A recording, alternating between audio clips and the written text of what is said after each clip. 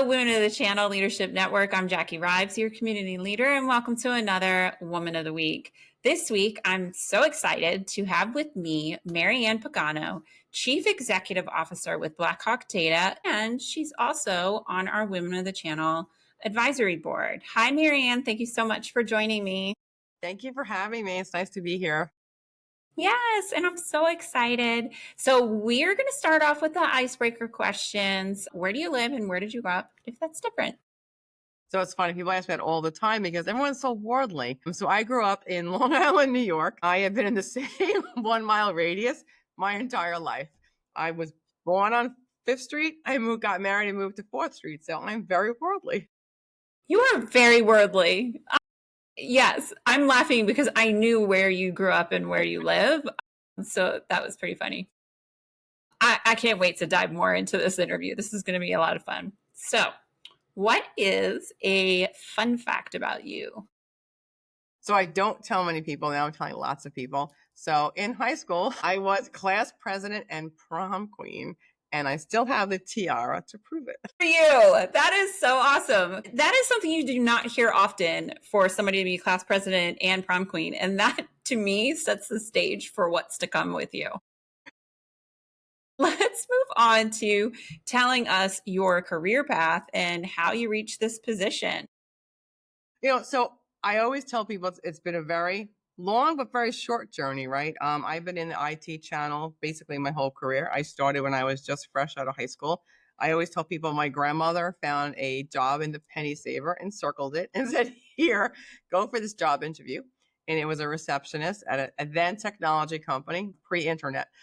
So it was kind of doing things very manual and stuff, but it was in technology, right? That was as techy as you got in the late 90s. So we did a lot of inside sales work, sales support work. It was a very small company. So I got to do a lot of different things to kind of feel my way around what I wanted to do. And then I kind of worked for other solution providers as the things evolved in the technology space. I've been a solution provider my whole life.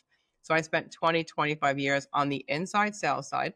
So sales support, supporting account managers, kind of doing the everyday things like quoting, ordering, deal registrations, and just working with customers and vendors, just kind of building my own brand and building my own network. One day, my partner Jason and I decided to up and just leave with kind of no real prearranged plan. And then the next day, I woke up with no job and a title of CEO of, what's ever to come. And your story is truly amazing. And you guys are, I'm going to say wildly successful at what you do. And it's not surprising because of how much you're involved in the community and people gravitate towards you because of who you are and how down to earth you are. So I love that. All right. Let's go for something harder. What is one decision you wish you didn't make? I wish I had made a decision of staying someplace I was unhappy or settling for a job or a role just because it felt like I was supposed to. I wish I would have made a different decision more than 7 years ago to say I was unhappy. I felt underappreciated. I wanted to do something different. I wanted something better for myself. I wish I had made that decision many years before and I waited so long. So that's the one regret that I think I have. I can understand that, but look at you now. But look at me now. Yes. And maybe you will give someone encouragement to maybe make that decision that's kind of nagging at them. So I love that you're sharing this story. How do you differentiate yourself in a world full of people, competitors? It's a hard thing. I was just on a call with our new BDR team who's going to help us kind of lift up the sales a little bit. We talked about how to differentiate ourselves. And I think one of the reasons we started the business was to be different, right? Was to carve a lane for ourselves that was slightly off the beaten path, right? Everyone's solution providers, everyone's reselling hardware, right? How do we differentiate ourselves besides just being woman owned, right? How do we really show people that we care and really build a business based upon trust, authenticity, really caring about the customer's needs and the vendors? And that's kind of what we did, right? We try to stay true to those values that we started with, 7 years ago, and try to make sure that we're putting the customer's needs, the vendor's needs, right? Our employees' needs right above our own and really show that what we do matters. And we talk about a lot of public sector work that we do, right? We do a lot that supports community, right? Whether it's aviation or rail or bridges and tunnels and things that we do really matter. And I want to teach people that it really matters and why it should be important to them. I love that answer. That's really good. I want to ask a really important question. And this is something that would have benefited me going into my first Women of the Channel many, many years ago. And that would be, what advice would you give to the first time attendees that are planning to go to Women of the Channel East in New York City in just a few months, really? Yeah, it's right around the corner. I hadn't gone to a lot of the women of the channels prior to being BlackHawk Data. And I remember the first time I walked in solo by myself about 4 years ago, I would say. And when I opened that door and I saw 1,500 women, I was like, whoa, what am I going to do with myself? So it was really hard because you're really overpowered, especially when you're by yourself. And then I think you have to realize that, you know, my suggestion is you're looking for those that are wearing the ribbons that say first time attendees, right? Because chances are they're alone. Chances are they don't have a big network around them. Look at those star tables, right? Where they're individual ticket holders and they're not with a mass group of people.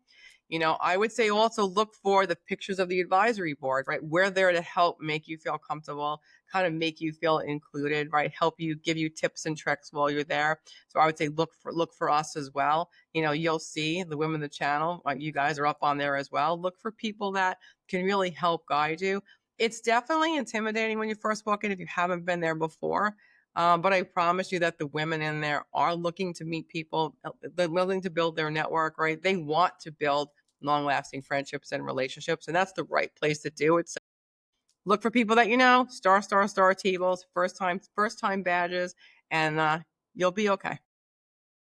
I love your advice because I too found it very overwhelming the first year, so much so I hid in a bathroom stall for a little bit during the welcome reception. Maryann will be running around anytime we have a break or a reception because she loves meeting new people and she's really great about welcoming others. So if you see her, just grab her and I'm sure she will introduce you to someone and you will have a fantastic time. So speaking of that, last year, Maryann did a panel before the event started. So if you are attending Women of the Channel East and you are coming into town early, looking for a way to maybe dip your toes into the networking and meeting of other people, or just want to get in on a really good session, there will be a session with BlackHawk Zeta. Maryann will be facilitating a panel with 4 other women leaders. It will be at 10 o'clock in the morning on the first day of Women of the Channel East, and you will have time to network with other women and participate in a great discussion, all before we even kick off Women of the Channel East. So I will drop the link below for the free registration so that you can join us. So again, Maryann, thank you so much for allowing us to celebrate you as our Woman of the Week. I had a blast, as always, talking to you and learning some new fun facts about you. Thank you for having me. I appreciate it. Thanks. See you at Women of the Channel, everyone. Please comment, continue the conversation, give Maryann your high fives. We are here for it. So until next time, have an amazing week.